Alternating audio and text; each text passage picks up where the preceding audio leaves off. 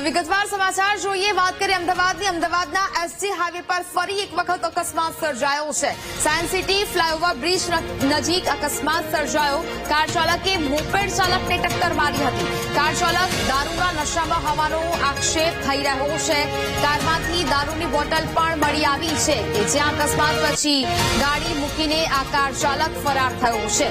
SG highway traffic પોલીસે હાલ તો ગુનો નોંધી સમગ્ર મામલે તપાસ શરૂ કરી છે। ફરી એક વખત અકસ્માતની ઘટના સામે આવી છે। અમદાવાદના એસજી હાઈવે પર ફરી એક વખત અકસ્માત સર્જાયો છે।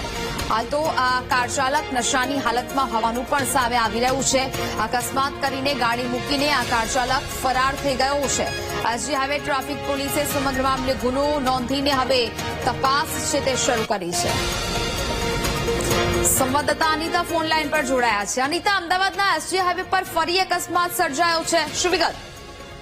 જી મીના, જે પ્રકારે અમદાવાદમાં સતત અકસ્માતની ઘટનાઓ વધતી જઈ રહી છે અને જે પ્રકારે એસજી હાઈવે ઉપર હિટ એન્ડ રનની ઘટના અત્યારે સામે આવી છે, જેમાં એસજી હાઈવે પર જે સાયન્સ સિટી ફ્લાયઓવર આવેલો છે ત્યાં બ્રિજના કટ પાસે એક ટાટા નેક્સોન કાર ચાલકે એક એક્ટિવાને અડફેટ લીધો હતો।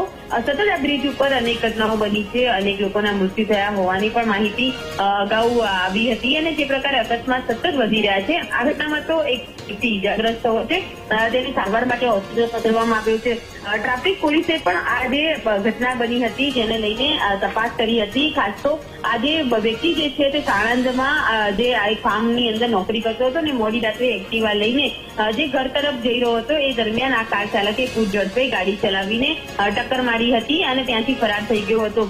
આ હેબતપુર જે બ્રિજ આવેલો છે તેની આ ઘટના છે અને રાત્રે 2 વાગ્યાની આસપાસ આ પ્રકારે અકસ્માત થતા ઇજાગ્રસ્તને હોસ્પિટલ ખસેડવામાં આવ્યો છે, જ્યાં તેની અત્યારે હાલ ગંભીર હાલત હોવાનું સામે આવી રહ્યું છે। જ્યારે કાર ચાલક જે હિટ એન્ડ રન કરીને ફરાર થઈ ગયો હતો તેને લઈને ટ્રાફિક પોલીસે આજુબાજુના સીસીટીવી ચેક કર્યા છે અને તેની શોધખોળ કરવામાં આવી રહી છે। પરંતુ સતત આ બ્રિજ ઉપર જે અકસ્માતનું પ્રમાણ વધી રહ્યું છે તે ખૂબ જ ગંભીર બાબત છે। ટ્રાફિક પોલીસે પણ આ અકસ્માત અટકાવવા માટે અનેક અભિયાન શરૂ કર્યા, પણ લોકોની જે રફતાર જે છે તે ધીમી નહીં પડતા ફરી એક વખત સતત અકસ્માત વધી રહ્યા છે। જી બિલકુલ અનિતા, જાણકારી બદલ આપનો આભાર।